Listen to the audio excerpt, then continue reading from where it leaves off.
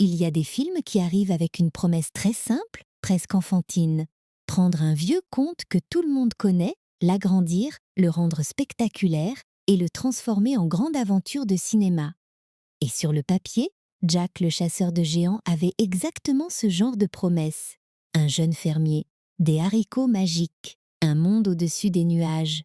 Des géants qui ne sont plus juste des silhouettes dans une histoire racontée au coin du lit, mais des créatures immenses, dangereuses, bruyantes, presque trop réelles.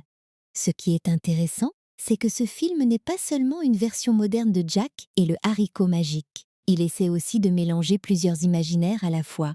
Il y a le conte populaire anglais, bien sûr, avec son côté simple et direct. Il y a aussi le film d'aventure médiéval, avec ses châteaux, ses chevaliers, ses armures, ses serments, ses trahisons. Et puis, il y a le grand blockbuster hollywoodien du début des années 2010, celui qui veut absolument utiliser la 3D, les effets numériques, les batailles gigantesques et les mondes créés par ordinateur pour donner au public le sentiment d'en avoir pour son argent. Mais voilà, Jack le chasseur de géants est aussi un film un peu étrange dans l'histoire récente du cinéma populaire. Il avait tout pour être un nouveau grand divertissement familial. Un réalisateur connu, Bryan Singer, un budget énorme, une distribution solide, une sortie mondiale et une histoire que beaucoup de spectateurs reconnaissent immédiatement. Pourtant, il n'est pas devenu le classique moderne que le studio espérait. Il est même resté, pour beaucoup, dans cette zone bizarre des films qu'on a vus passer, qu'on a peut-être regardé un dimanche soir, mais dont on parle rarement avec passion. Et c'est justement là que le film devient plus fascinant qu'il n'en a l'air, parce qu'un film oublié n'est pas forcément un film sans intérêt. Parfois, c'est même l'inverse. Les films qui n'ont pas trouvé leur public au bon moment racontent souvent quelque chose sur leur époque. Ils révèlent les attentes des studios, les goûts du public, les modes visuels, les ambitions parfois trop grandes, et les risques que Hollywood prenait encore avant que les univers partagés et les franchises ultra calculées ne dominent totalement l'écran. Jack le chasseur de géants sort en 2013, à un moment très particulier. Le cinéma commercial est encore obsédé par la transformation des contes et des mythes en grandes machines à spectacle. Quelques années plus tôt, Alice au pays des merveilles de Tim Burton avait montré qu'un vieux récit pouvait devenir un énorme succès mondial s'il était emballé dans une esthétique spectaculaire et une campagne marketing massive. Dans cette période, les studios regardent les contes comme des mines d'or. Ils se disent « le public connaît déjà ces histoires, alors il suffit de les rendre plus grandes, plus sombres, plus modernes ». Le film arrive donc dans cette vague de réinvention. On ne raconte plus simplement une histoire de haricots magiques. On veut expliquer la mythologie, inventer un royaume, créer une guerre ancienne, donner une origine aux géants, construire une menace qui dépasse le petit conte moral. Ce n'est plus seulement l'histoire d'un garçon malin qui grimpe dans le ciel. C'est presque une légende de fantaisie, avec une couronne magique, un peuple terrifié, une princesse qui refuse d'être enfermée dans son rôle, et un héros qui ne sait pas encore qu'il peut devenir quelqu'un d'important. Ce point-là est essentiel. Jack, dans le film, n'est pas présenté comme un guerrier. Il n'est pas déjà courageux au sens classique. Il n'a pas l'assurance d'un prince, ni la force d'un chevalier. C'est un jeune homme ordinaire, modeste, un peu maladroit, coincé dans une vie rurale qui semble trop petite pour ses rêves. Et c'est là que le conte retrouve son cœur le plus ancien. Dans beaucoup d'histoires populaires, le héros ne commence pas grand. Il commence pauvre, ignoré, sous-estimé. Le monde ne le regarde pas. Puis un événement impossible arrive et soudain, ce garçon que personne ne prenait au sérieux devient celui qui peut changer le destin de tout un royaume. Ce genre de récit parle encore au public parce qu'il touche quelque chose de très simple. Qui n'a jamais eu l'impression d'être plus petit que le monde autour de lui? Qui n'a jamais rêvé qu'une porte invisible s'ouvre, qu'un hasard étrange bouleverse tout, qu'une vie ordinaire bascule vers quelque chose de plus vaste? Le haricot magique, au fond, c'est ça. Ce n'est pas seulement une plante géante, c'est une échelle vers une autre version de soi-même. Dans Jack le chasseur de géants, cette idée est rendue littérale. Le monde d'en haut existe vraiment. Les histoires racontées aux enfants ne sont pas seulement des légendes pour faire peur ou pour endormir. Elles sont des souvenirs déformés, des fragments d'une vérité ancienne. Ce détail donne au film une saveur particulière. Il transforme le conte en archéologie imaginaire. Comme si chaque histoire transmise de génération en génération cachait une catastrophe réelle, oubliée par les adultes mais conservée dans les comptines, les livres et les peurs d'enfance. Et là, on peut déjà sentir l'une des grandes tensions du film. D'un côté, il veut garder l'innocence du conte.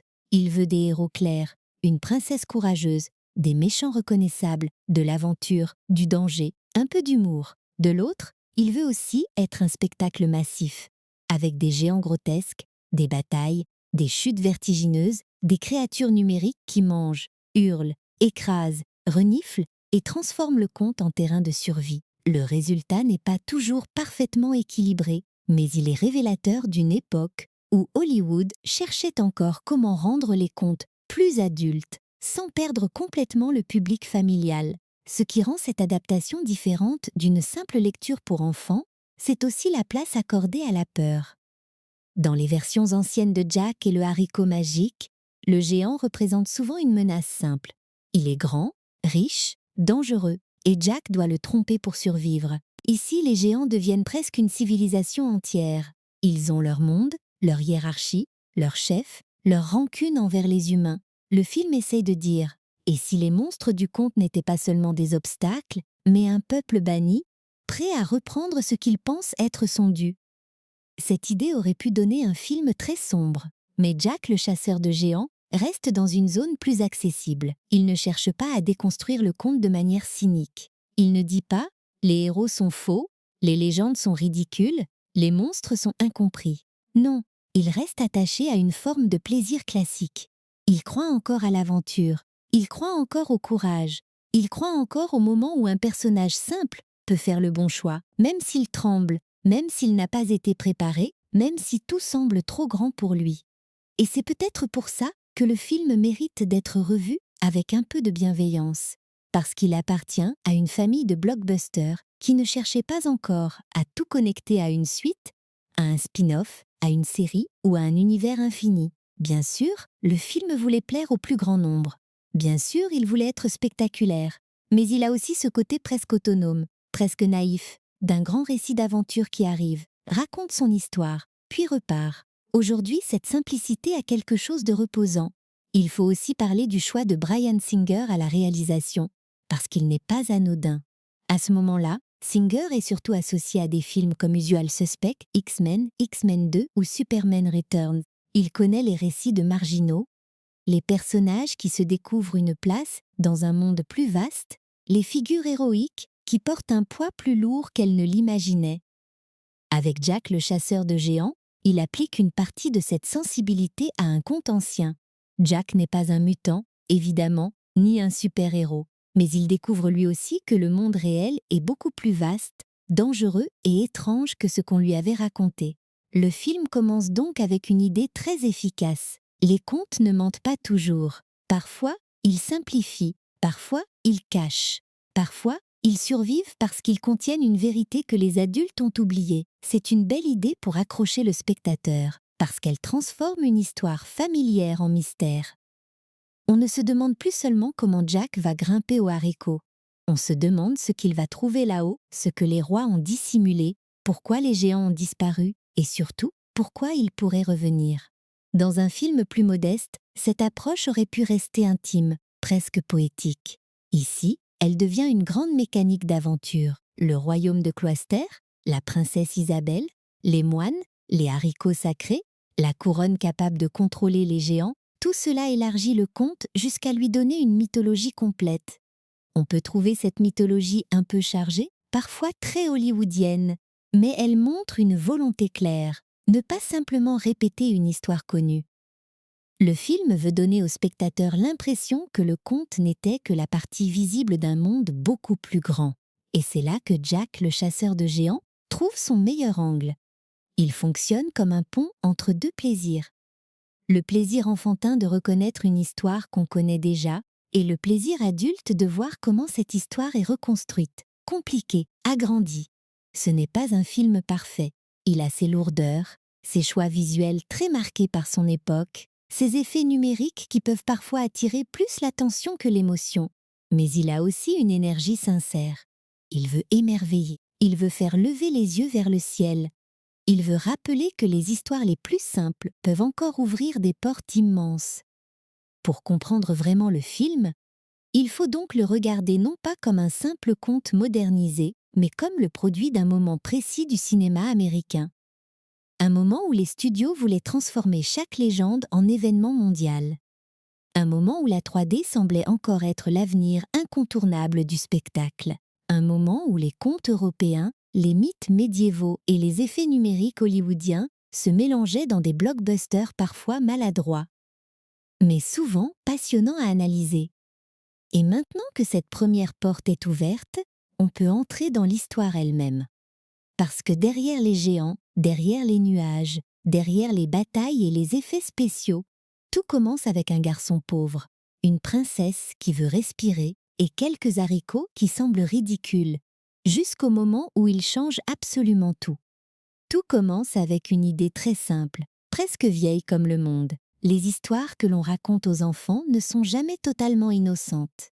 Dans Jack, le chasseur de géants, les premières minutes installent cette sensation d'une manière assez directe.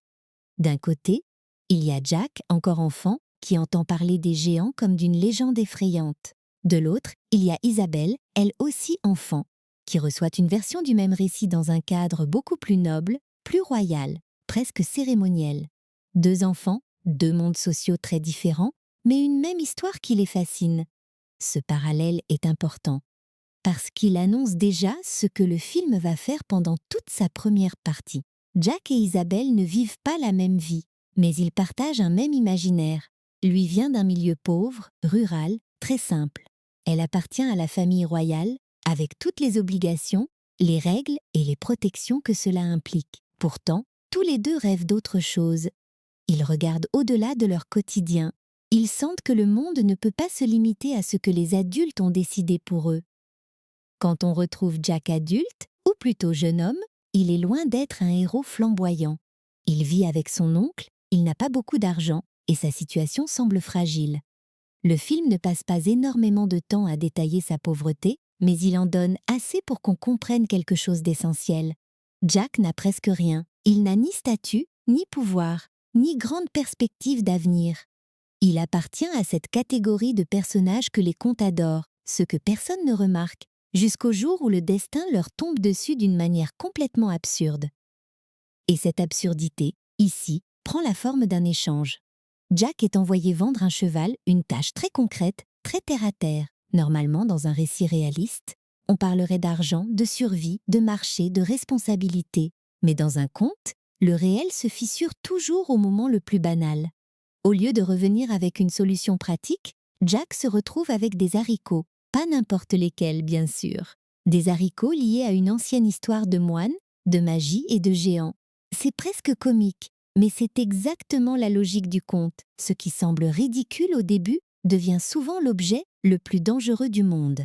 Ce qui est malin dans cette installation, c'est que le film fait entrer la magie par une petite porte. Il ne commence pas immédiatement par un grand portail lumineux ou une bataille énorme. Il commence par un objet minuscule, des graines, quelque chose qu'on peut tenir dans la main, quelque chose qui pourrait tomber entre deux planches, se perdre dans la boue, disparaître dans un coin de cuisine. Et pourtant, ces petites choses contiennent une puissance capable de relier la terre au ciel. En parallèle, Isabelle est présentée comme une princesse qui refuse d'être seulement une princesse. C'est un type de personnage très fréquent dans les films d'aventure modernes, mais le film lui donne tout de même une fonction claire. Isabelle veut voir le monde. Elle ne veut pas passer sa vie enfermée dans un château, protégée au point d'étouffer. Elle aime les histoires de bravoure, pas parce qu'elle veut être sauvée, mais parce qu'elle veut vivre quelque chose par elle-même. Elle a grandi avec les récits de héros, et maintenant elle se demande pourquoi les hommes autour d'elle auraient le droit d'agir pendant qu'elle devrait attendre. Ce désir de liberté est au cœur de sa première grande décision. Elle quitte le château, ou du moins elle s'éloigne de la sécurité qu'on lui impose.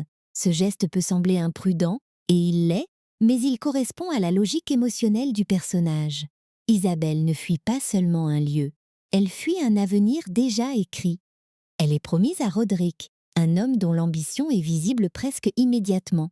Et ce mariage arrangé n'a rien d'un conte romantique.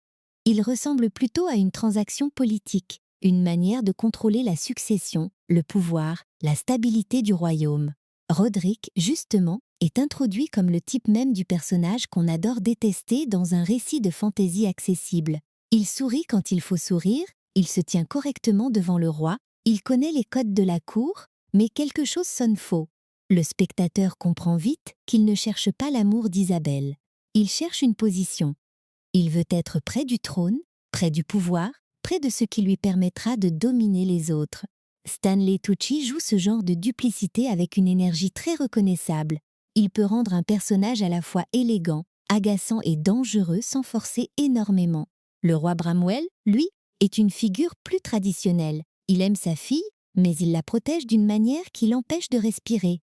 Ce n'est pas un tyran cruel. C'est plutôt un père inquiet, un souverain qui a vu assez de menaces pour ne plus faire confiance au hasard. Il veut maintenir l'ordre, il veut éviter le chaos. Et dans un conte, c'est souvent là que les choses deviennent intéressantes. Plus les adultes essaient de contrôler le monde, plus le merveilleux trouve une faille pour tout bouleverser.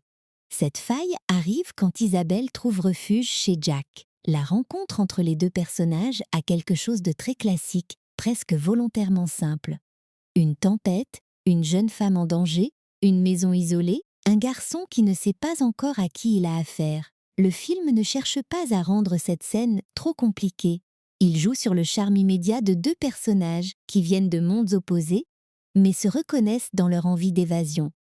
Jack est impressionné par Isabelle, bien sûr, mais pas seulement parce qu'elle est belle ou noble. Il est touché par le fait qu'elle parle comme quelqu'un qui rêve encore. Et puis le conte bascule. Un haricot tombe, l'eau l'active, et soudain la maison de Jack n'est plus un refuge. Elle devient le point de départ d'un phénomène immense. La tige jaillit du sol avec une violence spectaculaire, emporte la maison, propulse Isabelle vers le ciel et transforme une situation presque intime en catastrophe monumentale. C'est un très bon exemple de la logique du film. Partir d'un espace petit, humain, fragile, puis l'agrandir jusqu'à l'échelle du mythe. Visuellement, cette montée du haricot est l'un des moments clés de l'histoire, parce qu'elle matérialise le passage entre deux mondes. En bas, il y a la boue, les champs, la pauvreté, les routes, les gardes, les chevaux. En haut, il y a l'inconnu total. Le spectateur sait que les géants existent, ou du moins il s'en doute, mais les personnages, eux, sont forcés de croire à l'impossible. Ce n'est plus une légende, ce n'est plus une histoire du soir. C'est une structure gigantesque qui vient de déchirer le ciel. La réaction du royaume est assez révélatrice. Très vite, l'événement devient une affaire politique et militaire. Le roi veut récupérer sa fille. Les chevaliers doivent monter. Helmont, le chef de la garde, prend naturellement une place importante dans cette mission. Il incarne le courage professionnel, le devoir, la loyauté. Avec Ewan McGregor, le personnage a aussi une sorte de panache amusant, une élégance de héros d'aventure à l'ancienne. Il n'est pas le protagoniste principal, mais il apporte au film une énergie de cape et d'épée qui équilibre la naïveté de Jack. Jack, de son côté, insiste pour participer. Et c'est là que son arc commence vraiment. Il n'a pas les compétences des soldats, il n'a pas leur entraînement, il n'a pas leur légitimité. Mais il a une chose que les autres n'ont pas. Il était là. Isabelle était chez lui. Il se sent responsable. Et peut-être, plus secrètement, il sent que cette aventure est le moment que sa vie attendait sans le savoir. Le héros de conte ne part pas toujours parce qu'il est prêt. Souvent, il part parce qu'il ne peut plus rester en arrière. La montée vers le monde des géants fonctionne donc comme une épreuve de passage. Jack quitte littéralement le sol. Il abandonne son univers familier, même s'il était pauvre et limité, pour entrer dans un territoire où les règles humaines ne valent presque plus rien. Cette idée est très forte, parce qu'elle transforme le décor en symbole. Monter, ici, ce n'est pas seulement grimper. C'est passer de l'enfance à l'âge adulte, de la peur à l'action, du rêve à la responsabilité. Et comme souvent dans les contes, ce passage se fait sans mode d'emploi. Le royaume de Cloister, pendant ce temps, reste en bas, vulnérable. C'est un détail qu'on peut facilement oublier, mais il donne au récit une vraie tension. Si le monde d'en haut existe, alors le monde d'en bas n'est plus protégé par l'ignorance. Tant que les géants étaient une légende, ils ne menaçaient personne. Mais dès que la tige relie les deux espaces, le passé revient physiquement. Le film suggère que certaines histoires anciennes ne disparaissent jamais vraiment. Elles attendent juste une occasion de redescendre. Ce qui rend cette première partie narrative efficace, c'est donc sa simplicité. Chaque personnage reçoit une envie claire. Jack veut prouver qu'il vaut plus que sa condition. Isabelle veut vivre librement. Le roi veut sauver sa fille et protéger son royaume. Elmond veut remplir son devoir. Roderick veut exploiter la situation pour obtenir davantage de pouvoir. Et les haricots, eux, deviennent l'objet qui force tous ces désirs à entrer en collision. C'est une mécanique de conte très lisible, presque ancienne, mais habillée avec les moyens d'un blockbuster moderne. On peut aussi remarquer que le film ne cherche pas à rendre Jack immédiatement exceptionnel. Il a peur, il hésite, il observe. Il ne devient pas soudain un guerrier invincible, et c'est plutôt une bonne chose. Son courage vient de sa persévérance, pas de sa puissance. Dans un récit rempli de chevaliers, de rois et de créatures géantes, le personnage le plus important est justement celui qui n'a aucune raison logique d'être là. C'est le cœur du conte. Parfois, celui qui change l'histoire n'est pas le plus fort, mais celui qui accepte d'avancer quand même. À ce stade, Jack le chasseur de géants a donc posé ses fondations. Le spectateur connaît les enjeux. Une princesse est prisonnière d'un monde impossible. Un jeune homme ordinaire monte vers l'inconnu. Un traître prépare quelque chose. Un royaume entier se trouve au bord d'un danger qu'il croyait disparu depuis des siècles. Et au-dessus des nuages, dans un territoire que les humains n'auraient jamais dû rouvrir, les géants attendent. Ce qui vient ensuite change l'échelle du film, parce qu'une fois arrivé là-haut, Jack ne découvre pas seulement des monstres plus grands que lui. Il découvre un monde qui a sa propre logique, sa brutalité, ses chefs, ses rancunes. Et c'est là que l'aventure cesse d'être seulement une mission de sauvetage pour devenir une confrontation avec une menace beaucoup plus ancienne. Une fois que Jack et les chevaliers atteignent le monde d'en haut, le film change immédiatement de texture. En bas, l'histoire ressemblait encore à un conte de royaume, avec une princesse en fuite, un jeune fermier, des gardes, un roi inquiet et un traître bien habillé. Mais au-dessus des nuages, tout devient plus instable. Le sol n'est plus vraiment rassurant. Les distances semblent différentes. La végétation paraît trop grande, trop humide, trop sauvage. Et surtout, les humains ne sont plus au centre du monde. C'est peut-être l'idée la plus efficace du film, nous faire sentir que les personnages deviennent minuscules. Pas seulement petits physiquement, mais petits dans leur certitude. En bas, les humains dirigent, construisent, ordonnent, punissent, protègent, commandent. En haut, ils sont des intrus. Leur armure, leur courage, leur rang social, tout cela perd une partie de son importance. Face aux géants, un chevalier expérimenté peut devenir aussi fragile qu'un jouet abandonné au mauvais endroit. Le royaume de Gantois est conçu comme un espace hostile, presque organique. Ce n'est pas un monde féerique au sens doux du terme. Il n'y a pas de lumière enchantée, pas de créatures élégantes, pas de magie gracieuse. C'est un territoire rude, sale, brumeux, où l'on sent que la survie passe avant la beauté. Les géants vivent dans un environnement qui leur ressemble, massif, brutal, désordonné, rempli de roches, de boue, de bois et de reliefs menaçants. On est loin du château lumineux d'un conte classique. Ici, le merveilleux a des dents. Le premier contact avec les géants fonctionne comme une rupture. Jusque-là, les personnages pouvaient encore espérer que la mission serait difficile mais contrôlable. Ils grimpaient, ils exploraient, ils cherchaient Isabelle. Mais dès que les géants entrent vraiment dans le récit, cette illusion disparaît. Le film rappelle alors une règle simple du cinéma d'aventure. Pour que le héros grandisse, il faut que le monde devienne beaucoup trop grand pour lui. Et là, littéralement, tout est trop grand. Les géants ne sont pas représentés comme des créatures nobles ou mystérieuses. Ils sont grotesques, violents, parfois presque répugnants. Ils ont des visages irréguliers, des corps lourds, des gestes exagérés, une manière de parler et de bouger qui les rend à la fois comiques et inquiétants. Ce choix est important, parce qu'il place le film entre deux tons. D'un côté, les géants doivent faire peur.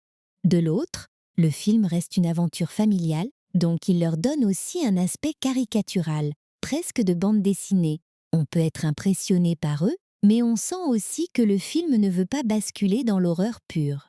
Cette frontière est parfois délicate. Quand les géants menacent les humains, le danger est réel. Ils peuvent les écraser, les capturer, les manger, les jeter comme des objets sans valeur. Mais en même temps, certaines scènes jouent sur l'exagération, sur le bruit, sur le dégoût amusant, sur une forme d'humour très physique. Ce mélange peut surprendre, surtout aujourd'hui, parce que le cinéma familial contemporain évite souvent d'aller trop loin dans le grotesque. Jack le chasseur de géants, lui, conserve quelque chose de plus ancien, le conte comme espace, où l'on peut rire de ce qui nous fait peur. Le chef des géants, Fallon, donne une identité plus précise à cette menace. Avec ses 2 têtes, il devient immédiatement reconnaissable. Ce n'est pas seulement un géant plus grand ou plus fort. C'est une figure de domination, presque un roi monstrueux. Sa double tête le rend visuellement mémorable, mais elle symbolise aussi quelque chose d'assez simple. Il est plus qu'un individu, il est une présence excessive. Trop de corps, trop de voix, trop d'appétit, trop d'autorité. Dans un conte, le méchant doit souvent être lisible en une image. Fallon remplit exactement cette fonction. Ce qui donne de l'ampleur à la menace, c'est que les géants ne sont pas juste des bêtes isolées. Ils forment un groupe, un peuple enfermé dans son propre monde.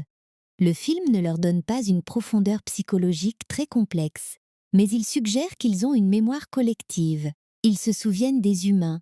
Ils se souviennent de la guerre ancienne. Ils se souviennent d'avoir été chassés, séparés du monde d'en bas, humiliés par une couronne magique capable de les soumettre. Et cette rancune, même racontée de manière simple, donne à leur retour une dimension plus large qu'une simple attaque de monstres. La couronne joue ici un rôle central. Dans beaucoup de récits de fantaisie, un objet magique sert à concentrer le pouvoir en une forme visible. Ici, cette couronne permet de contrôler les géants. Elle transforme une force chaotique en armée obéissante. Et bien sûr, ce n'est pas un hasard si Roderick veut s'en emparer. Il ne veut pas seulement trahir le roi, il veut posséder une puissance ancienne, une puissance qui dépasse les règles normales du pouvoir humain. Pour lui, les géants ne sont pas des créatures à craindre, mais des armes à utiliser. Ce détail rend Roderick intéressant, même s'il reste un méchant très classique. Il incarne une forme d'ambition froide, presque administrative. Il ne crée pas la menace, mais il comprend comment l'exploiter. Il voit dans la légende une opportunité politique. Là où Jack voit un danger et une responsabilité, Roderick voit un moyen de domination. C'est une opposition très claire mais efficace. Le héros est celui qui entre dans le monde magique avec crainte et humilité. Le traître est celui qui y entre avec avidité. Pendant ce temps, Isabelle doit survivre dans ce monde où son titre ne la protège plus. Et c'est un aspect assez important du récit. En bas, elle est princesse. Son identité a un poids énorme. Les gens la cherchent, la protègent, l'obéissent ou veulent l'épouser pour le pouvoir qu'elle représente. En haut, face aux géants, elle devient une humaine parmi d'autres.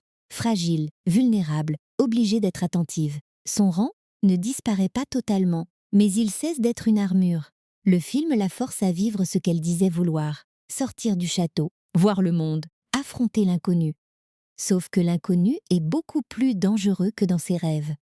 C'est là que la structure d'aventure fonctionne bien.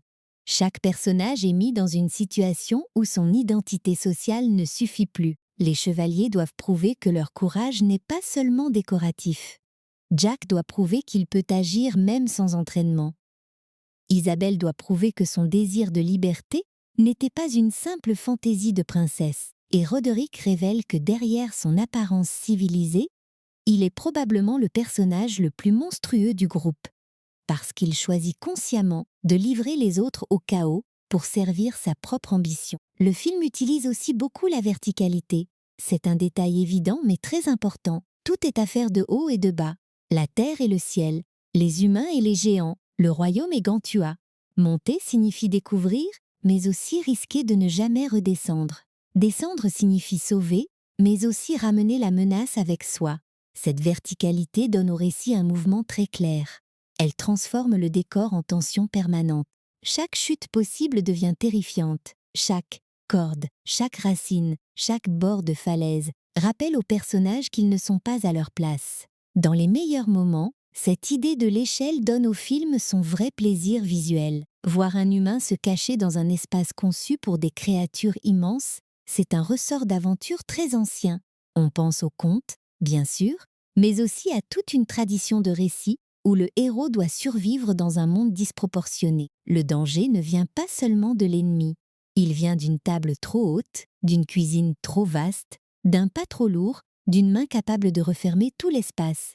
Le film retrouve alors une peur très enfantine, celle d'être petit dans un monde d'adultes gigantesques. Mais ce qui est intéressant, c'est que cette peur enfantine devient ici spectacle numérique.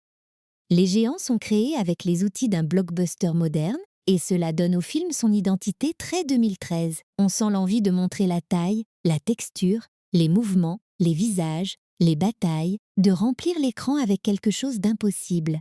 À l'époque, ce genre de spectacle était encore fortement lié à l'idée que la 3D devait justifier le déplacement en salle. Les hauteurs, les chutes, les objets lancés, les créatures qui surgissent, tout cela est pensé pour donner une sensation physique au public. Bien sûr, avec le recul, certains effets peuvent sembler datés. Les géants appartiennent clairement à leur époque numérique. Ils n'ont pas toujours le poids ou la subtilité qu'on associe aux meilleurs effets visuels. Mais ils ont une présence, ils imposent une atmosphère. Et surtout, ils donnent au film une personnalité visuelle qu'on reconnaît vite. Ils ne sont pas beaux, et ce n'est pas leur rôle. Ils sont trop grands, trop bruyants, trop sales, trop nombreux. Ils doivent envahir l'image comme ils menacent d'envahir le royaume. La progression narrative dans Gantua sert aussi à accélérer les alliances et les conflits. Jack et Elmond, par exemple, forment peu à peu un duo intéressant. Elmond est le professionnel, celui qui sait se battre et commander. Jack est l'amateur, celui qui apprend en regardant, en ratant, en essayant. Leur relation n'est pas révolutionnaire, mais elle donne au film une dynamique agréable. Le chevalier n'écrase pas complètement le jeune héros. Il devient plutôt une figure de référence, parfois un peu moqueuse, mais finalement respectueuse. Cette progression est importante parce qu'un héros comme Jack ne peut pas devenir crédible d'un seul coup. Le film doit construire sa légitimité par petites étapes. Il survit, il prend des décisions, il aide, il ose, il comprend des choses que d'autres négligent. Et plus l'aventure avance, plus son courage devient visible. Pas un courage spectaculaire de super-héros, mais un courage de quelqu'un qui a peur et qui continue quand même. Dans un conte, c'est souvent ce courage-là qui compte le plus. La partie située dans le monde des géants permet donc au film d'élargir son récit tout en gardant un axe simple, sauver Isabelle et empêcher la menace de redescendre. Ce double enjeu est efficace parce qu'il mélange l'intime et le collectif. Jack veut sauver une personne qu'il connaît, qu'il admire, peut-être qu'il aime déjà un peu, mais en même temps, s'il échoue, c'est tout le royaume qui risque d'être détruit. Le conte fonctionne toujours mieux quand une émotion personnelle rejoint un danger immense. Et au fond, c'est exactement ce que représente Gantua. Ce monde au-dessus des nuages n'est pas seulement un décor spectaculaire. C'est la matérialisation de tout ce que les humains avaient repoussé hors de leur mémoire. La peur, la violence, la honte d'une guerre ancienne, l'idée que leur royaume n'est peut-être pas aussi stable qu'ils le croient. En montant, Jack ne découvre pas seulement des géants, il découvre que les histoires anciennes ont des conséquences bien réelles. À partir de là, le film peut entrer dans sa dimension la plus ouvertement épique. Les personnages ne sont plus en train de vérifier si la légende est vraie, ils savent qu'elle l'est. La vraie question devient alors beaucoup plus urgente. Comment empêcher cette légende de dévorer le monde réel? Et pour répondre à ça, il faut regarder de plus près ceux qui portent le film à l'écran, parce que derrière cette aventure de géants, il y a aussi des acteurs qui essaient de donner de l'humanité à un récit volontairement immense.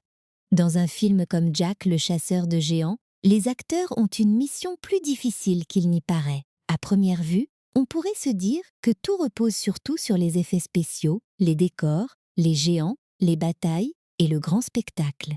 Mais justement, quand un film devient aussi immense visuellement, il a besoin d'interprètes capables de garder quelque chose d'humain au centre.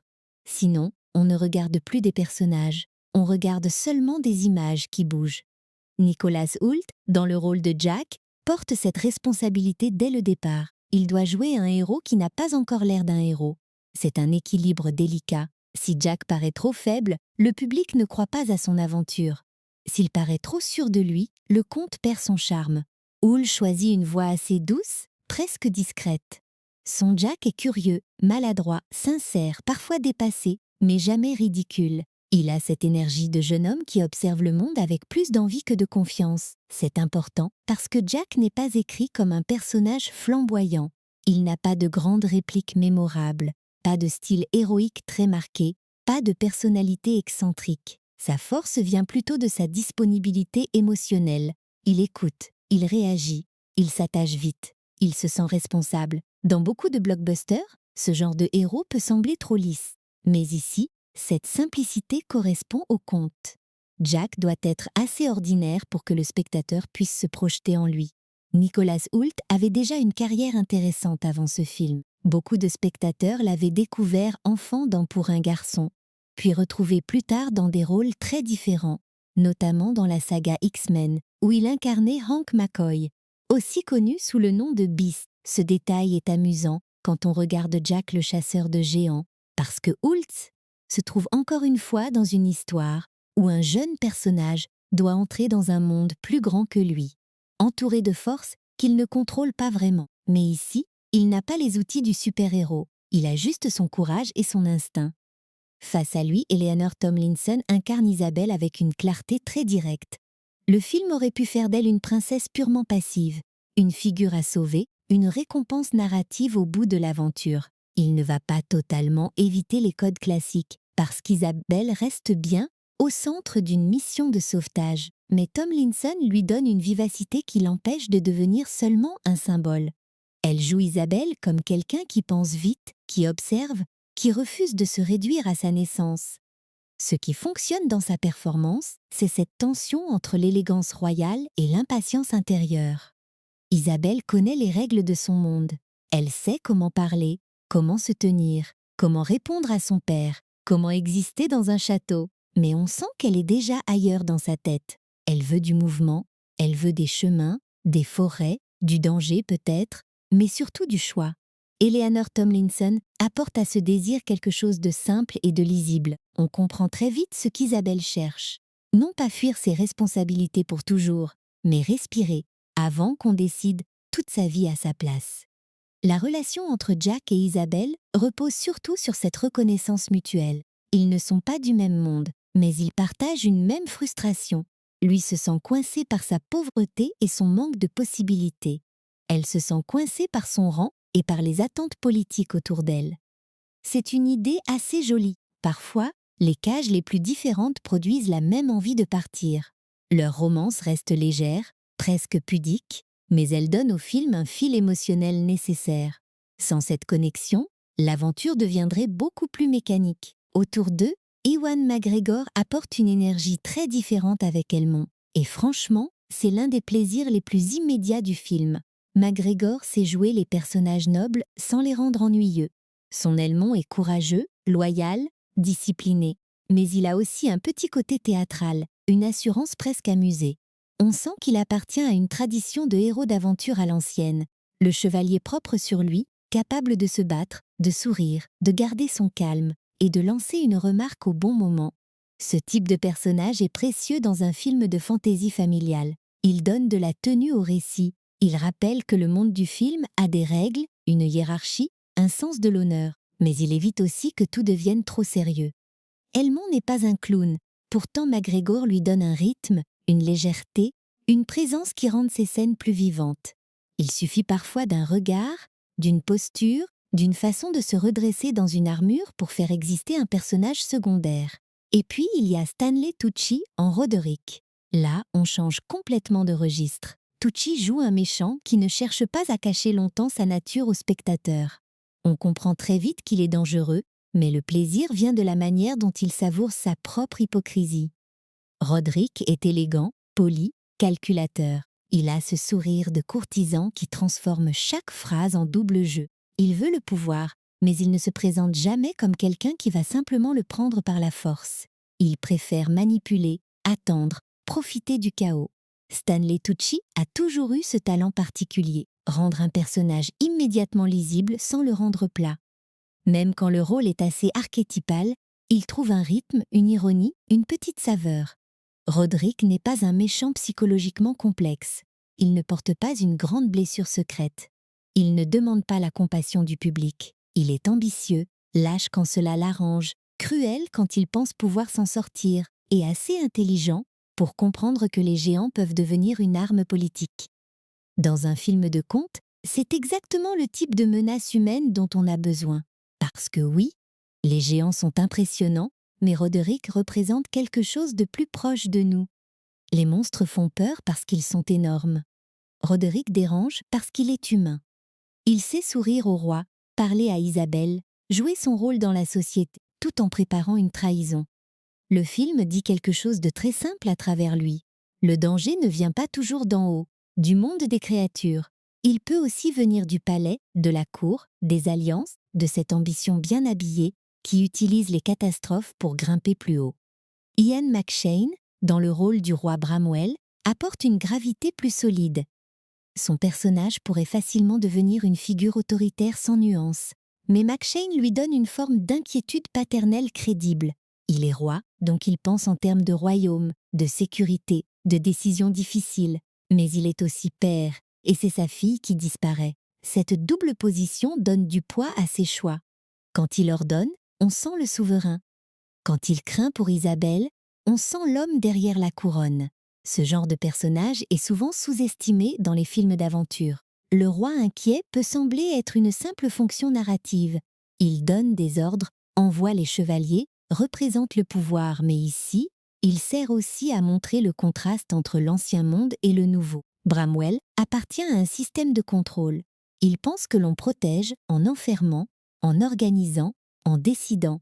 L'aventure de Jack et Isabelle prouve peu à peu que le monde ne se laisse pas contrôler aussi facilement. Même les rois doivent parfois admettre que les légendes reviennent sans demander la permission. Il faut aussi mentionner Bill Nighy, qui prête sa voix et sa présence au géant Fallon dans la version originale. Même si le personnage est largement façonné par les effets numériques, la performance vocale compte beaucoup. Fallon doit avoir une autorité monstrueuse, une brutalité presque primitive, mais aussi une identité assez nette pour ne pas être seulement le gros monstre final. Sa double tête permet un jeu étrange, entre menace et bizarrerie. Cela donne au chef des géants une silhouette mémorable, même si le film ne cherche pas à lui donner une grande profondeur émotionnelle. Ce qui réunit toutes ces performances, c'est qu'elles appartiennent à un registre volontairement clair. Personne ne joue comme dans un drame réaliste, ce serait absurde. Les acteurs jouent dans un monde de contes agrandi par Hollywood. Ils doivent donc être lisibles, un peu plus grands que nature, mais pas complètement caricaturaux. C'est un dosage difficile. Trop de sérieux et l'histoire devient lourde. Trop d'ironie et le conte s'effondre. Les meilleurs moments du casting viennent justement de cet entre-deux. Croire assez à l'aventure pour l'habiter, mais garder assez de légèreté pour que le public s'amuse. On peut sentir que le film veut toucher plusieurs générations. Les plus jeunes suivent Jack, Isabelle, les géants, les dangers immédiats. Les adultes reconnaissent les visages de McGregor, Tucci, McShane et peuvent apprécier la dimension plus classique du récit.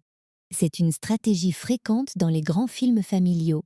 Donner aux enfants le merveilleux et aux adultes des acteurs capables d'apporter du charme, de l'humour ou de la présence dans les scènes d'exposition.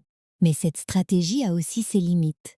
Jack et Isabelle sont attachants, mais ils ne deviennent pas forcément des personnages inoubliables.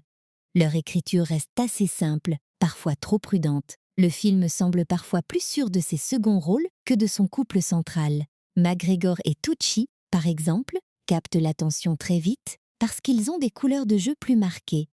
Hoult et Tomlinson, eux, doivent rester dans une forme de sincérité plus douce, ce qui peut donner l'impression qu'ils sont moins mémorables alors qu'ils remplissent une fonction essentielle.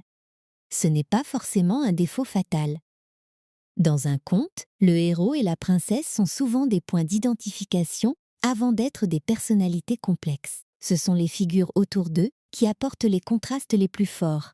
Le chevalier, le traître, le roi, le monstre. Jack, le chasseur de géants, respecte beaucoup cette logique. Il ne cherche pas à réinventer entièrement les archétypes. Il les polit, les modernise légèrement, puis les place dans une machine de spectacle. Ce qui reste agréable, c'est que le casting donne au film une vraie chaleur humaine. Même quand les effets numériques prennent beaucoup de place, même quand l'action devient massive, on revient toujours à des visages assez expressifs pour maintenir le lien. Le regard inquiet de Jack, l'impatience d'Isabelle, le panache d'Elmond, la gourmandise mauvaise de Roderick, la fatigue autoritaire du roi. Chacun apporte une petite couleur, et dans un film où tout menace de devenir énorme, ces couleurs sont indispensables. Derrière les géants et les haricots, Jack le chasseur de géants fonctionne donc aussi comme un film d'ensemble. Pas un grand film d'acteur au sens prestigieux du terme, mais une aventure où chaque interprète occupe clairement sa place dans la fresque. C'est cette lisibilité qui permet aux spectateurs de ne pas se perdre. On sait qui désire quoi, qui ment, qui protège, qui doute, qui apprend. Dans un monde où le ciel peut s'ouvrir et où une armée de géants peut descendre sur un royaume, cette clarté est une force. Et maintenant que les personnages sont en place, il faut regarder comment le film construit son univers autour d'eux. Parce que l'autre grand défi de Jack, le chasseur de géants, ce n'était pas seulement de trouver les bons visages, c'était de fabriquer un monde crédible entre décors réels, châteaux, paysages britanniques, plateaux de tournage, images numériques et créatures géantes. Et cette fabrication-là raconte énormément sur les ambitions du cinéma spectaculaire de son époque. Pour un film comme Jack, le chasseur de géants, la mise en scène devait résoudre un problème très concret. Comment faire croire à un conte impossible sans le rendre trop léger, trop artificiel ou trop sérieux? C'est plus difficile qu'on ne le pense. Si l'univers paraît trop enfantin, les scènes de danger perdent leur force. Si l'univers paraît trop sombre, on s'éloigne du plaisir familial du récit. Bryan Singer devait donc trouver une zone intermédiaire, quelque part entre le film médiéval, la fantaisie accessible et le spectacle numérique pensé pour la 3D. Son approche repose d'abord sur une idée de contraste. Le monde des humains est assez classique, presque familier. Des champs, des marchés, des châteaux, des armures, des chevaux, des routes humides, des intérieurs en pierre, des villages qui semblent vivre dans une Europe médiévale imaginaire. Ce n'est pas un Moyen-Âge réaliste, évidemment. C'est un Moyen-Âge de cinéma, simplifié, proprement organisé autour de symboles que le public reconnaît tout de suite. On comprend immédiatement où l'on est, même si le royaume de Gloucester n'a jamais existé. Ce choix est important parce qu'il permet au film d'installer très vite ses règles. Le royaume humain n'a pas besoin d'être expliqué pendant des heures. Il fonctionne comme un espace de conte. Un roi, une princesse, des chevaliers, des paysans, une menace ancienne, un mariage politique. Le décor soutient cette simplicité. On n'est pas dans une fantaisie complexe avec des dizaines de peuples, de langues, de cartes et de dynasties. On est dans une aventure qui veut être lisible dès les premières minutes. Les lieux de tournage britanniques jouent beaucoup dans cette sensation. Une partie du film a été tournée au Royaume-Uni, avec des décors et des paysages qui apportent une base physique à l'univers. C'est essentiel, parce que plus le film introduit d'éléments numériques, plus il a besoin d'un ancrage réel. Une pierre, une forêt, une cour de château, un sol boueux, une lumière grise. Ces détails donnent au spectateur quelque chose de tangible. Même quand la tige géante surgit ou que les créatures apparaissent, on sent que l'image part d'un monde matériel. Le château et les espaces royaux sont conçus pour évoquer la tradition sans chercher une grande originalité architecturale. On n'est pas dans un univers visuel aussi personnel que celui du Seigneur des Anneaux, ni dans un imaginaire gothique très marqué. Le film vise plutôt une fantaisie claire, immédiatement compréhensible. Cela peut donner parfois une impression de décor générique, mais cela correspond aussi à son ambition, être un conte accessible, pas un monde mythologique extrêmement dense. Là où le film essaie davantage de se distinguer, c'est dans le passage vers le monde d'en haut. La tige de haricot devient une structure gigantesque, presque une architecture vivante. Elle n'est pas seulement une plante, elle est une route, une tour, un pont, une menace verticale. Ses racines, ses branches, ses surfaces irrégulières créent un espace d'action très particulier. Les personnages ne marchent plus simplement d'un point à un autre. Ils grimpent, glissent, s'accrochent, regardent le vide, mesurent physiquement le danger. Cette verticalité est l'un des grands outils visuels du film. Bryan Singer et son équipe savent que le récit repose sur le passage entre le bas et le haut. Alors l'image insiste souvent sur les hauteurs, les chutes possibles, les distances absurdes. C'est très lié à la 3D de l'époque. En 2013, beaucoup de blockbusters cherchent encore à justifier la projection en relief par des effets de profondeur très visibles. Objets qui se détachent, gouffres qui s'ouvrent, créatures qui avancent vers le spectateur, mouvements de caméra qui soulignent l'espace. Jack, le chasseur de géants, s'inscrit pleinement dans cette logique. Le problème, avec cette esthétique de la 3D spectaculaire, c'est qu'elle vieillit parfois plus vite que prévu. Ce qui semblait immersif en salle peut paraître plus démonstratif sur un écran de télévision ou d'ordinateur. Certains plans semblent presque dire aux spectateurs « Regardez comme la profondeur est impressionnante, mais il faut replacer le film dans son moment ». Au début des années 2010, l'industrie croit encore fortement que la 3D peut devenir un argument central pour les grands films d'aventure. Le film est donc construit avec cette idée en tête, dans sa manière de montrer la hauteur, le mouvement et les masses. Les géants, eux, représentent le plus grand défi technique. Ils devaient être suffisamment réalistes pour menacer les personnages, mais assez stylisés pour rester dans l'univers du conte. Le résultat est volontairement grotesque. Les visages sont déformés, les corps sont lourds, les proportions ne cherchent pas l'élégance. Les géants ne sont pas de simples humains agrandis. Ils appartiennent à une esthétique plus monstrueuse, presque caricaturale. On sent que le film veut leur donner un aspect sale, primitif, excessif, comme si le monde d'en haut avait évolué loin de toute idée de raffinement. Ce choix visuel fonctionne mieux dans certaines scènes que dans d'autres. Quand les géants sont filmés dans la brume, dans des décors sombres ou dans des mouvements rapides, leur présence peut être très efficace. Quand la lumière les expose davantage, certains détails numériques deviennent plus visibles. C'est l'un des paradoxes des films à gros effets visuels. Plus ils veulent montrer, plus ils risquent de révéler les limites de leur époque. Et Jack, le chasseur de géants, porte clairement cette empreinte. Il appartient à une génération d'effets numériques, ambitieuse, parfois impressionnante, parfois un peu trop brillante ou trop lisse. Mais il serait injuste de réduire le film à ses effets datés. Il y a une vraie intention de créer un rapport d'échelle. Les géants sont souvent mis en scène pour rappeler que les humains ne sont pas faits pour exister dans leur monde. Une main devient une prison, une table devient une plateforme dangereuse, un ustensile ou un morceau de décor peut prendre une dimension menaçante.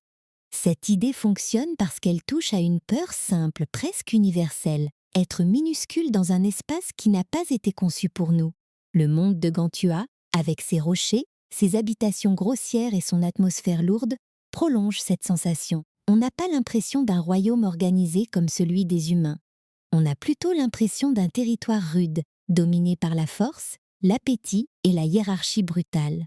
Le décor n'a pas besoin d'être très détaillé politiquement. Il suffit qu'il nous fasse comprendre que les humains y sont déplacés, fragiles, constamment menacés. Dans ce sens, la direction artistique remplit sa fonction. La mise en scène des scènes d'action reste très classique. Bryan Singer privilégie une narration visuelle assez lisible. On comprend généralement où sont les personnages, ce qu'ils cherchent, d'où vient le danger. Ce n'est pas un film qui fragmente énormément l'action avec un montage incompréhensible. Il veut garder une clarté d'aventure, presque ancienne, même quand les images numériques deviennent très présentes. Cette lisibilité est importante pour un film familial, car le public doit pouvoir suivre l'enjeu sans effort excessif. On retrouve aussi dans le film un goût pour les grands moments de bascule, la maison emportée dans les airs, les chevaliers qui découvrent Gantua, la menace qui descend vers le royaume, la bataille finale autour du château. Ces scènes sont pensées comme des images fortes, faciles à résumer, presque comme des illustrations de livres de contes transformés en séquences d'action. Le film fonctionne souvent par grandes vignettes spectaculaires. Il veut que le spectateur se souvienne d'un mouvement, d'une taille, d'un vertige. Ce qui manque parfois, c'est une identité visuelle plus singulière. Le film est propre, solide, parfois très généreux, mais il ne possède pas toujours cette signature qui transforme un univers en souvenir immédiat. Quand on pense aux grandes réussites de fantasy, on se souvient souvent d'une couleur, d'une architecture, d'une texture, d'un type de lumière. Ici, plusieurs éléments sont efficaces, mais l'ensemble reste très inscrit dans l'esthétique blockbuster de son époque. C'est à la fois sa force commerciale et sa limite artistique. Cela dit, cette esthétique a aussi son charme aujourd'hui. Elle rappelle une période où Hollywood tentait encore de produire de grands films d'aventure autonomes à partir de récits anciens. Les images numériques n'étaient pas encore totalement uniformisées par les mêmes franchises interminables. Il y avait une sorte d'expérimentation industrielle. Prendre un conte, lui donner un budget énorme, construire un monde complet, espérer que le public suivrait. Jack le chasseur de géants est exactement ce type d'objet. Pas parfait, mais révélateur. La production design travaille aussi sur un contraste moral. Le bas est ordonné même quand il est pauvre. Le haut est chaotique même quand il a ses propres règles. Le château représente la structure, la loi, la famille, le pouvoir officiel. Gantua représente ce qui a été repoussé hors du monde civilisé. Entre les deux, la tige de haricot fonctionne comme une cicatrice ouverte. Elle relie ce qui aurait dû rester séparé. Visuellement, c'est simple, mais très efficace. Une ligne impossible entre deux réalités. Ce lien entre décor et thème donne au film plus de cohérence qu'on ne lui en accorde parfois. Le récit parle de frontières. Frontières entre enfance et âge adulte, entre légende et vérité, entre devoir et liberté, entre pouvoir légitime et ambition personnelle. Les décors traduisent tout cela sans discours compliqué. Les murs du château protègent mais enferment. La tige libère mais met en danger. Le monde d'en haut émerveille mais menace. Chaque espace a une fonction émotionnelle. Et puis, il y a cette sensation, très importante dans les contes, que le merveilleux surgit toujours dans un monde qui croyait avoir oublié le merveilleux. Le film aurait pu commencer directement dans un univers magique assumé. Au lieu de cela, il part d'un monde presque stable, presque normal dans sa logique médiévale, puis il le fracture. C'est cette fracture qui donne aux effets visuels leur raison d'être. La magie n'est pas décorative, elle arrive comme un choc. Au fond, la mise en scène de Jack le chasseur de géants n'est peut-être pas révolutionnaire, mais elle comprend bien le plaisir fondamental de son histoire. Elle sait que le public vient pour voir l'impossible devenir énorme. Elle sait que la tige doit donner le vertige, que les géants doivent envahir l'espace, que le château doit sembler fragile face à une menace venue du ciel. Et même si certains effets portent les traces de 2013, le film conserve cette générosité visuelle des blockbusters qui voulaient remplir l'écran avec une vraie aventure. Maintenant, il reste à écouter comment cette aventure respire. Parce qu'un film de ce genre ne vit pas seulement par ses images, il vit aussi par son rythme, par sa musique, par ses silences, par la manière dont il passe de l'humour à la menace, de la poursuite au merveilleux. Et c'est justement dans son ton, parfois équilibré, parfois hésitant, que Jack le chasseur de géants révèle le mieux son identité de grand divertissement familial. Un film d'aventure ne se construit pas seulement avec des décors et des créatures, il se construit aussi avec une respiration. Le rythme des scènes, la musique qui accompagne les découvertes, les pauses avant le danger, les moments d'humour qui relâchent la tension, tout cela crée la sensation générale du voyage. Et dans Jack le chasseur de géants, cette respiration est particulièrement intéressante parce que le film essaie constamment de rester entre plusieurs tons à la fois. Il veut être spectaculaire, mais pas trop violent. Il veut être drôle, mais pas parodique. Il veut être romantique, mais pas vraiment sentimental. Il veut être sombre par moments, mais jamais au point de devenir un film pour adultes. Cette position intermédiaire est l'une des choses les plus difficiles à réussir dans un blockbuster familial. Le public doit avoir peur pour les personnages, mais pas au point de se sentir mal à l'aise. Il doit rire des géants, mais continuer à les percevoir comme une menace. Il doit croire à l'amour naissant entre Jack et Isabelle, mais sans que l'histoire devienne une romance au premier plan. La musique de John Ottman joue un rôle important dans cet équilibre. Ottman connaissait déjà bien Bryan Singer, puisqu'il avait collaboré avec lui sur plusieurs films. Ici, sa partition accompagne le récit avec un goût très classique de l'aventure. On entend une musique ample, orchestrale, conçue pour donner de l'élan, de la grandeur, parfois une touche de mystère. Elle ne cherche pas forcément à réinventer le langage musical de la fantaisie, mais elle aide le film à conserver cette sensation de conte héroïque. Ce qui frappe, c'est que la musique agit souvent comme une sorte de guide émotionnel. Quand Jack découvre l'ampleur du monde qui l'attend, elle élargit l'espace. Quand le danger approche, elle renforce la tension sans transformer la scène en cauchemar. Quand les personnages courent, grimpent ou se battent, elle soutient le mouvement.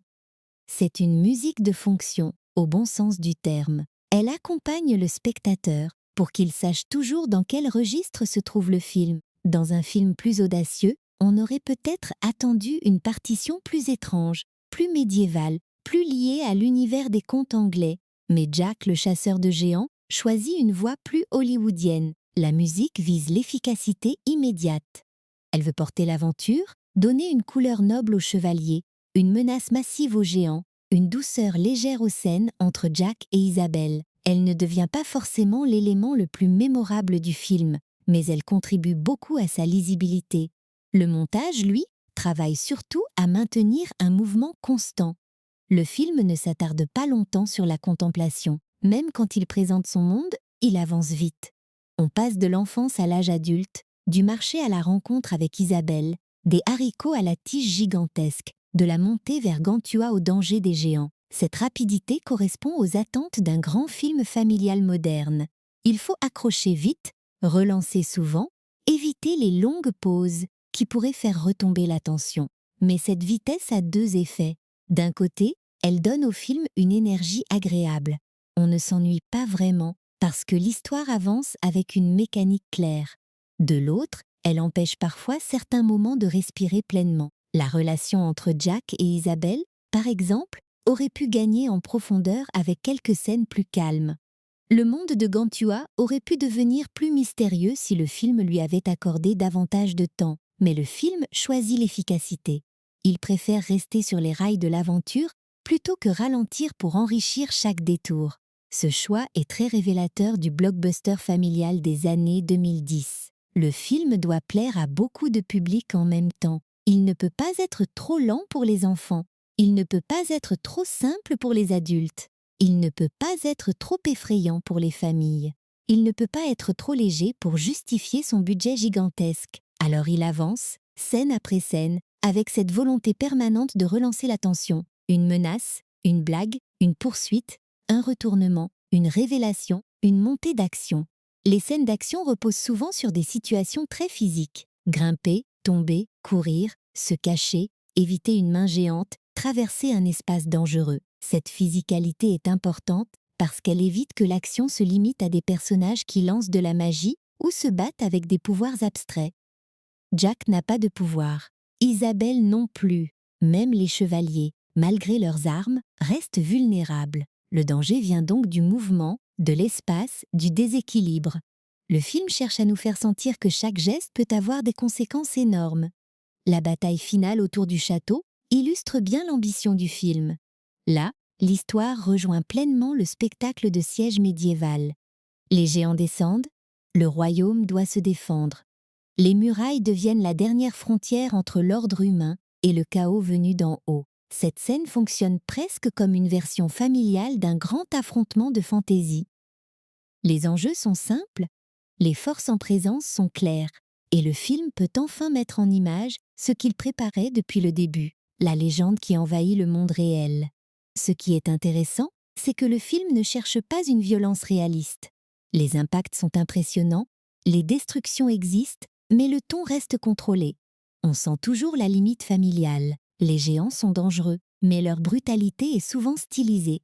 Les scènes de menaces jouent avec la peur, parfois avec le dégoût, mais elles évitent de devenir trop graphiques. Cela donne au film une identité particulière. Il veut faire frissonner sans traumatiser, impressionner sans écraser. L'humour participe beaucoup à cet équilibre.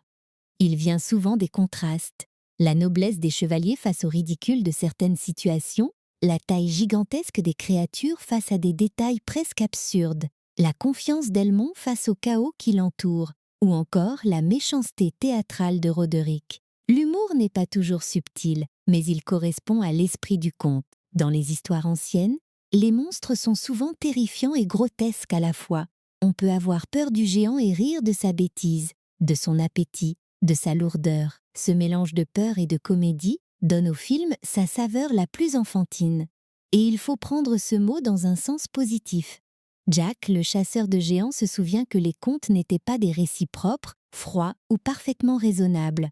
Ils étaient pleins de dangers, d'ogres, de ruses, de nourritures étranges, de corps disproportionnés, de menaces excessives. Le film essaie de retrouver une partie de cette énergie, mais à travers les outils numériques et les codes du spectacle familial hollywoodien. Là où le ton devient parfois plus fragile, c'est dans la cohabitation entre le grotesque et l'épique. Certaines scènes veulent nous faire rire des géants, puis, quelques minutes plus tard, nous demander de les craindre comme une armée capable de détruire un royaume. Ce n'est pas impossible, mais cela demande un équilibre très précis. Le film y arrive par moments, surtout quand l'action est claire et que les personnages humains restent attachants.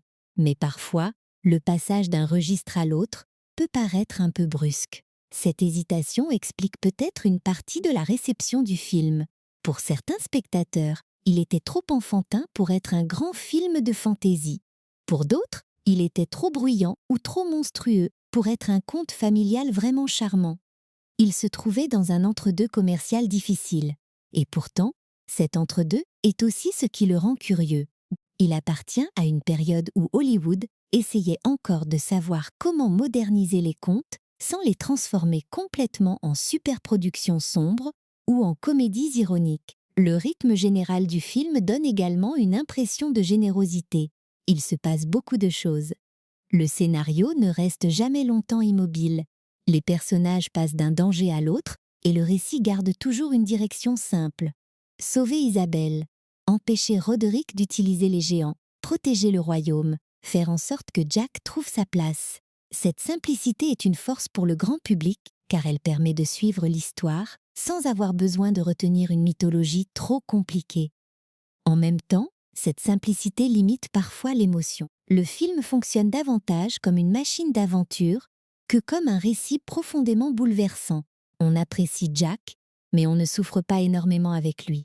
On admire Isabelle, mais son dilemme intérieur reste assez léger. On déteste Roderick, mais il est surtout un moteur de conflit. On craint les géants, mais ils restent des figures de menace plus que des personnages. Le film privilégie le plaisir immédiat plutôt que la profondeur émotionnelle durable. Ce n'est pas forcément un défaut, si l'on accepte le projet pour ce qu'il est.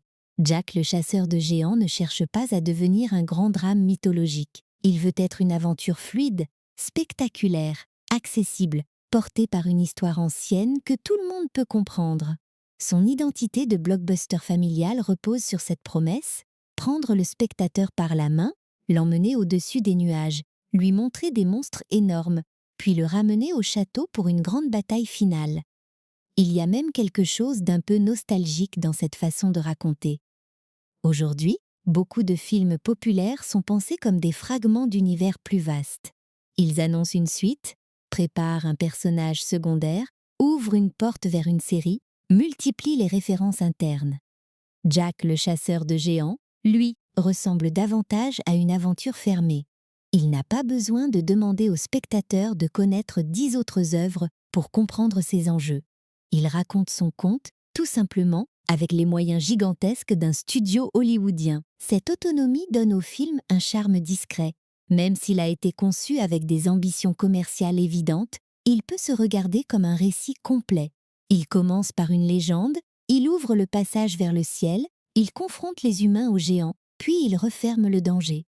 Il y a quelque chose de satisfaisant dans cette structure.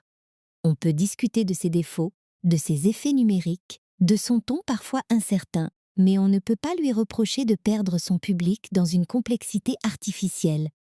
Et c'est peut-être là que son rythme, sa musique et son ton trouvent leur cohérence. Tout est au service d'une aventure directe. La musique donne l'élan, le montage garde le mouvement, l'humour adoucit la peur, l'action donne du vertige, la romance apporte un peu de cœur. Le film n'excelle pas toujours dans chaque domaine, mais il les assemble avec une sincérité visible. Il veut divertir, au sens le plus classique du terme. Ce plaisir classique explique aussi pourquoi certains spectateurs gardent pour lui une affection tranquille. Pas forcément comme pour un chef-d'œuvre, mais comme pour un film du dimanche, généreux, facile à suivre, rempli de châteaux, de monstres et de héros courageux. Un film qui ne demande pas au public de décoder 1000 références, mais simplement d'accepter une vieille question. Et si les histoires que l'on croyait inventées étaient vraies? Et maintenant, il faut regarder ce qui s'est passé quand cette promesse est arrivée face au public. Parce que malgré son budget, son casting, son réalisateur connu et son conte célèbre, Jack le chasseur de géants n'a pas connu le destin commercial espéré. Les chiffres, les critiques et la réception en disent long, non seulement sur le film, mais aussi sur les limites de cette vague hollywoodienne qui voulait transformer les contes en blockbusters mondiaux. Quand Jack le chasseur de géants arrive en salle, il porte sur ses épaules un poids énorme. Pas seulement celui de son histoire, ni celui de ses géants numériques, mais celui de son budget. Et dans l'industrie hollywoodienne, c'est souvent là que tout se joue. Un film peut être apprécié par une partie du public, il peut avoir des qualités, il peut même être honnêtement divertissant. Mais si son coût est trop élevé par rapport à ce qu'il rapporte, l'histoire que l'on retient devient presque toujours la même, échec commercial. Le film sort dans un contexte où les studios veulent encore croire à la puissance des grands contes réinventés. L'idée paraît logique. Tout le monde connaît Jack et le haricot magique. Tout le monde comprend immédiatement la promesse. Un garçon, une tige gigantesque, un monde au-dessus des nuages, des géants. Pour un service marketing, c'est très séduisant. Pas besoin d'expliquer pendant 10 minutes le concept.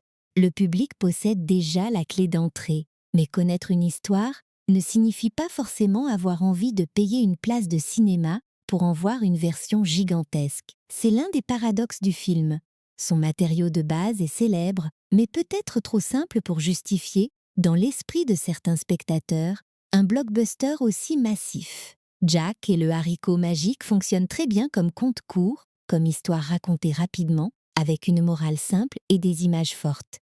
Mais quand on les tire en grands films d'aventure, il faut ajouter des enjeux, une mythologie, des personnages, une guerre ancienne, un royaume, une romance, un traître, des batailles. Certains spectateurs ont suivi cette expansion avec plaisir.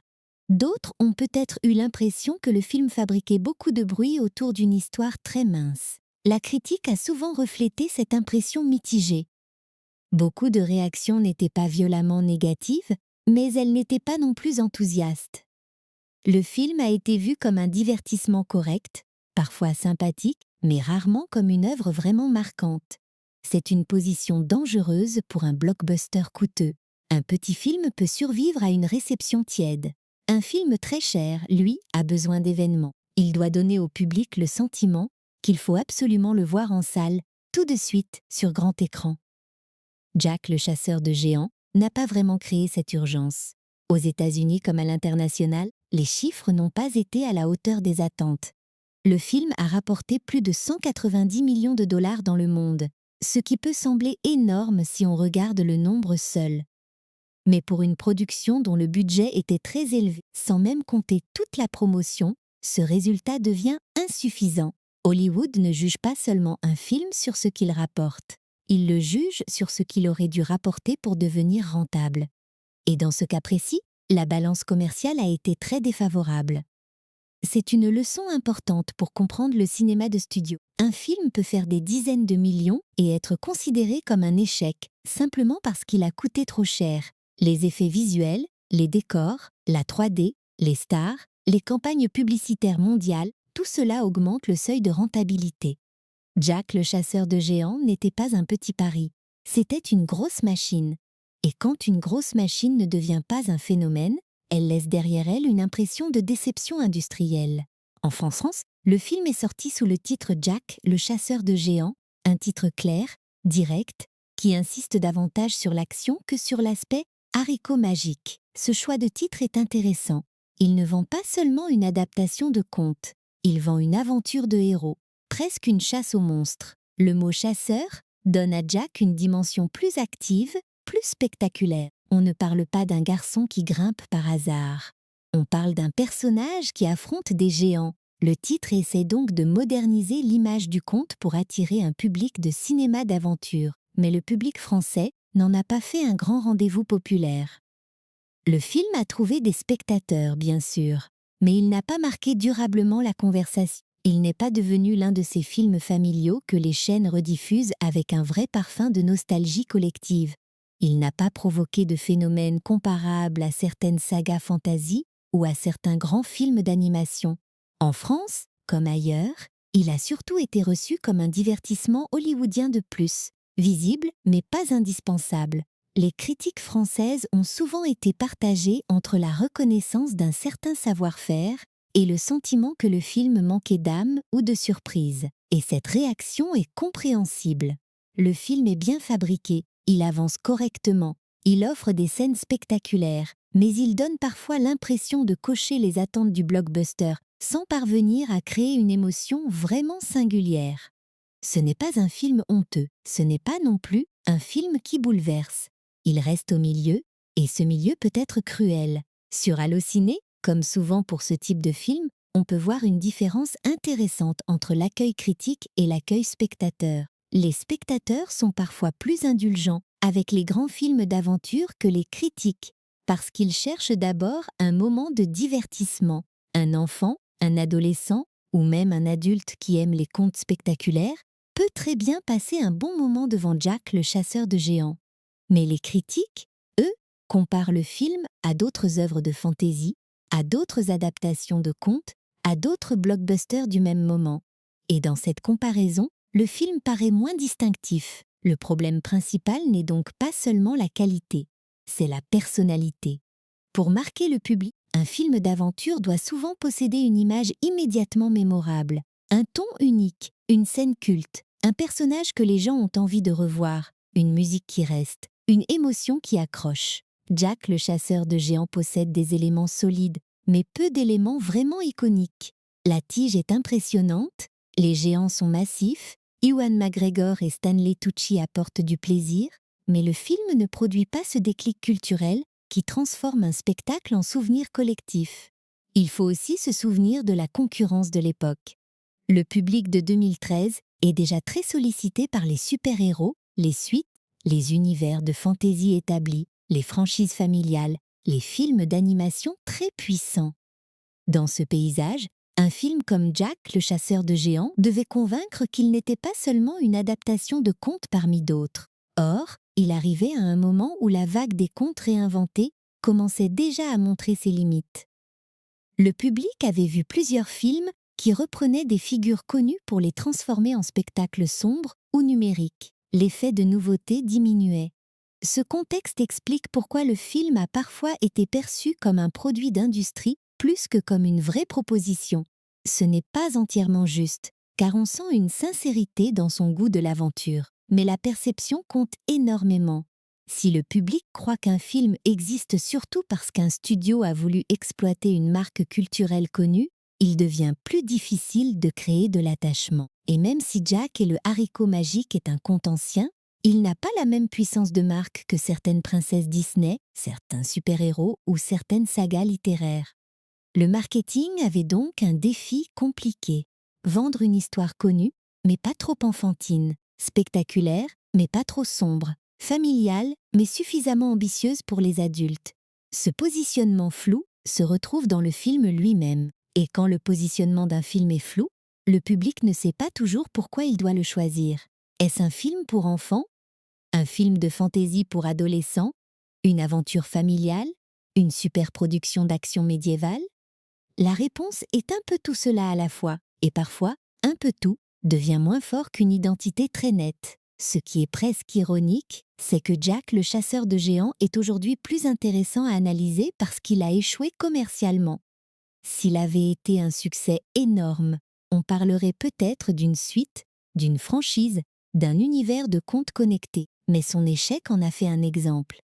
Un exemple de ce moment où Hollywood pensait encore pouvoir transformer presque n'importe quel conte célèbre en blockbuster mondial. Un exemple des limites du nombre connu quand l'enthousiasme du public n'est pas assez fort. Un exemple aussi du risque financier énorme que représentaient les films à effet visuel avant même que le public ait vraiment demandé leur existence. Cela ne veut pas dire que le film ne mérite pas d'être vu. Au contraire, il se regarde aujourd'hui avec un regard plus calme, débarrassé des attentes commerciales de l'époque. On peut l'apprécier comme un divertissement imparfait, généreux, parfois maladroit, mais sincère dans son désir de faire vivre un conte ancien à une échelle immense. Il n'a pas besoin d'être un phénomène pour avoir de l'intérêt. Certains films existent mieux quand on les détache de leur performance au box-office. Et puis, il faut reconnaître une chose. Tous les échecs commerciaux ne se ressemblent pas.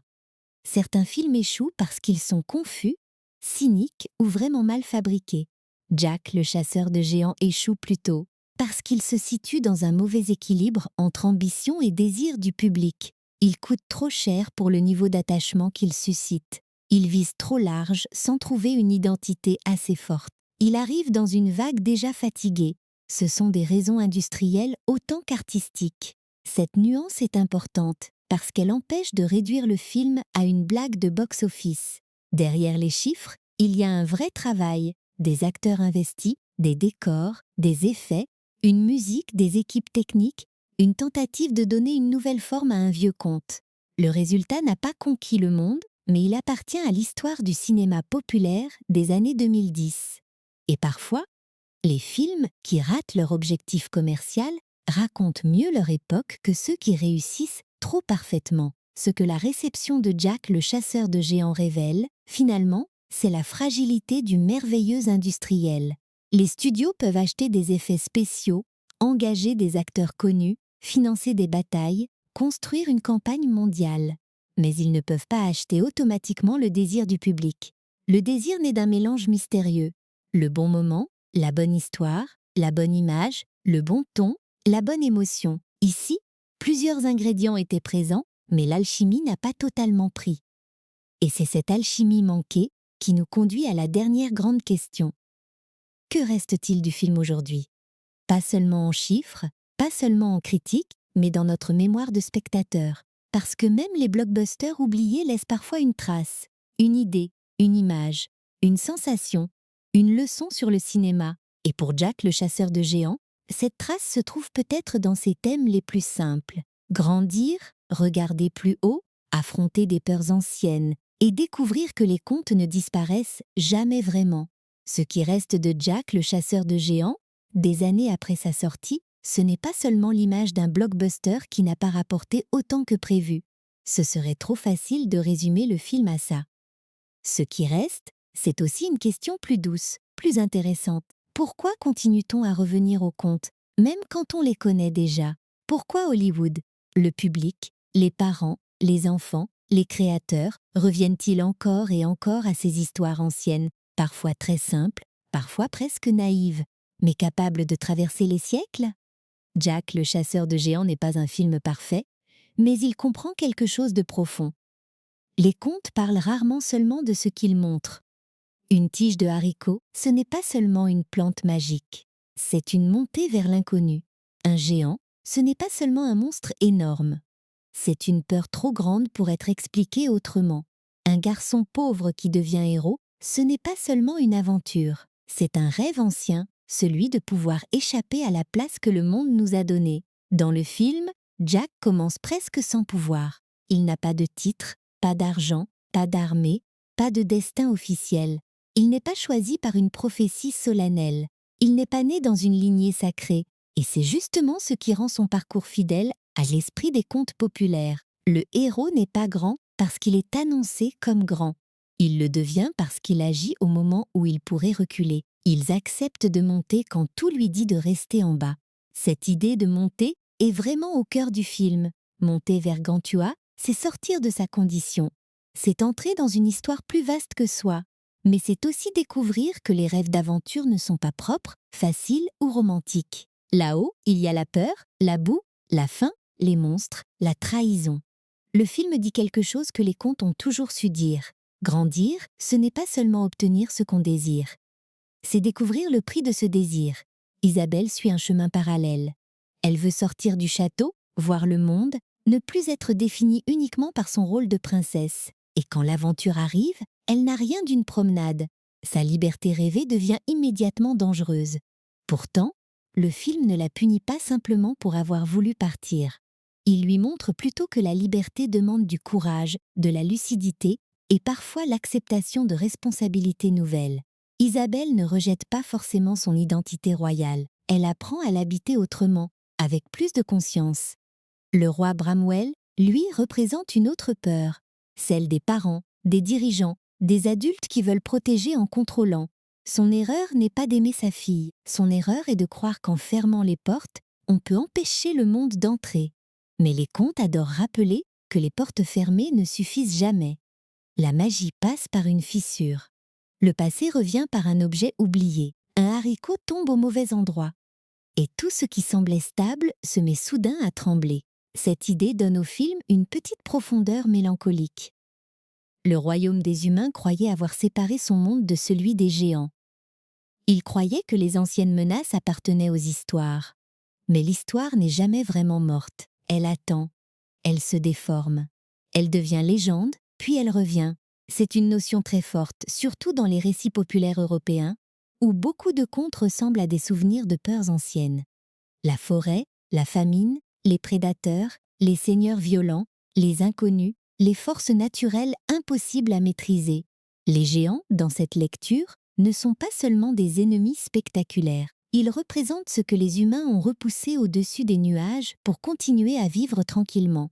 Ils sont la violence ancienne, la force brute, l'appétit, la domination physique.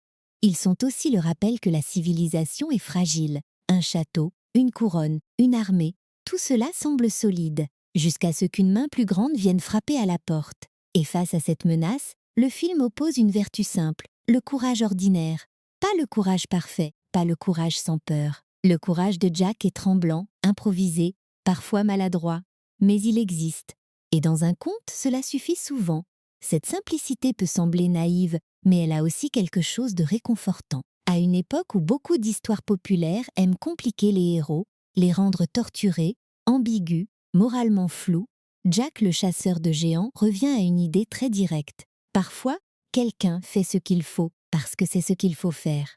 Roderick sert de contrepoint évident. Lui aussi veut monter, lui aussi veut dépasser sa place. Mais son ascension est fondée sur la domination. Il ne veut pas grandir, il veut posséder. Il ne veut pas découvrir le monde, il veut le commander. La couronne magique devient alors un symbole très clair. Le pouvoir sans sagesse transforme les légendes en armes. Ce n'est pas la magie qui est mauvaise en soi. C'est l'usage qu'on en fait. Et dans les mains de Roderick, les géants ne sont plus seulement un danger naturel. Ils deviennent un instrument politique. Ce thème est simple, mais il fonctionne bien dans l'univers du conte. Les objets magiques révèlent toujours quelque chose sur ceux qui les utilisent. Pour Jack, les haricots ouvrent une aventure qui l'oblige à devenir meilleur. Pour Roderick, la couronne ouvre la possibilité de devenir pire. Le merveilleux agit comme un miroir. Il agrandit ce qui est déjà présent dans les personnages, le courage, la peur, l'ambition, l'amour, la lâcheté. Alors, pourquoi le film n'a-t-il pas laissé une trace plus forte? Peut-être parce qu'il arrive à une époque où le public avait besoin d'une identité plus marquée. Le film possède des thèmes solides, mais il les raconte avec une forme très traditionnelle. Il ne bouscule pas vraiment le conte. Il ne propose pas une vision radicalement nouvelle. Il ne possède pas non plus la poésie visuelle ou l'émotion musicale qui transforme certaines aventures familiales en souvenirs impérissables. Il est honnête, généreux, mais pas assez unique pour devenir incontournable. Et pourtant, cette honnêteté a une valeur. Tous les films n'ont pas besoin d'être des monuments. Certains sont des témoins. Jack le chasseur de géants témoigne d'une période où Hollywood essayait de construire de grands spectacles autour d'histoires anciennes, avant que la logique des franchises et des univers connectés ne devienne encore plus dominante. Il témoigne d'un moment où la 3D, les effets numériques et les contes européens semblaient pouvoir se combiner en machine à rêve. Il témoigne aussi des limites de cette ambition. Le merveilleux ne se fabrique pas seulement avec un budget. Le film nous rappelle que l'émerveillement dépend d'un équilibre fragile. Il faut du spectacle, oui, mais aussi une image qui marque. Il faut du danger, mais aussi de l'attachement. Il faut une mythologie, mais pas au point d'écraser la simplicité de l'histoire. Il faut moderniser le conte, mais sans perdre sa force primitive. Jack le chasseur de géants réussit certaines de ces choses, en rate d'autres, et c'est justement ce qui le rend intéressant à revoir avec le recul. Aujourd'hui, on peut le regarder sans attendre qu'il devienne le nouveau grand classique de la fantaisie. On peut le regarder pour ce qu'il est, une aventure de studio, imparfaite, sincère, parfois trop lourde, parfois charmante, portée par des acteurs solides et par une envie claire de transformer une vieille histoire en spectacle immense. Ce n'est pas un film qui demande une analyse douloureuse, c'est un film qui invite plutôt à se souvenir du plaisir simple de lever les yeux vers quelque chose de trop grand. Il y a une phrase qu'on pourrait presque imaginer au cœur du film. Les histoires anciennes ne meurent jamais, elles changent seulement de taille. Jack et le haricot magique était une histoire courte. Jack le chasseur de géants en fait une épopée numérique. On peut préférer la simplicité du conte d'origine, bien sûr, mais le geste d'agrandir l'histoire raconte quelque chose sur notre rapport moderne au merveilleux. Nous ne voulons plus seulement entendre qu'un géant existe. Nous voulons le voir, l'entendre respirer, mesurer sa main contre un château, sentir le sol trembler. Est-ce que cela rend l'histoire meilleure? Pas forcément. Plus grand ne veut pas toujours dire plus fort. C'est peut-être même l'une des leçons involontaires du film. En voulant rendre le conte gigantesque, il gagne du spectacle, mais perd parfois l'élégance brutale de la version ancienne. Pourtant, dans ses meilleurs moments, il retrouve cette étincelle, un garçon ordinaire face à l'impossible, une princesse qui refuse sa cage, une tige qui ouvre le ciel, un royaume qui découvre que ses légendes étaient vraies. Et c'est peut-être assez pour lui donner une place, même discrète, dans la mémoire des spectateurs. Pas la place d'un chef-d'œuvre, pas la place d'un film qui a redéfini la fantaisie, mais la place d'un objet curieux, généreux, typique d'une époque, que l'on peut revoir avec un mélange de tendresse et de lucidité. Certains films échouent à devenir grands, mais réussissent quand même à conserver un charme. Jack, le chasseur de géants, appartient à cette catégorie. Ce qui reste, au fond, c'est cette sensation de conte raconté avec des moyens démesurés, une vieille histoire devenue blockbuster, une morale simple habillée de pixels, d'armures et de batailles, une aventure qui nous dit que le monde est parfois plus vaste que ce que l'on croit et que les petites choses, même quelques haricots oubliés, peuvent ouvrir des passages immenses. Alors, si vous revoyez Jack, le chasseur de géants aujourd'hui, peut-être qu'il ne faut pas lui demander d'être le film qu'il n'a jamais réussi à devenir. Il faut plutôt le regarder comme une tentative de retrouver la grandeur des contes à une époque où Hollywood voulait tout rendre spectaculaire. Une tentative imparfaite, oui, mais pas vide.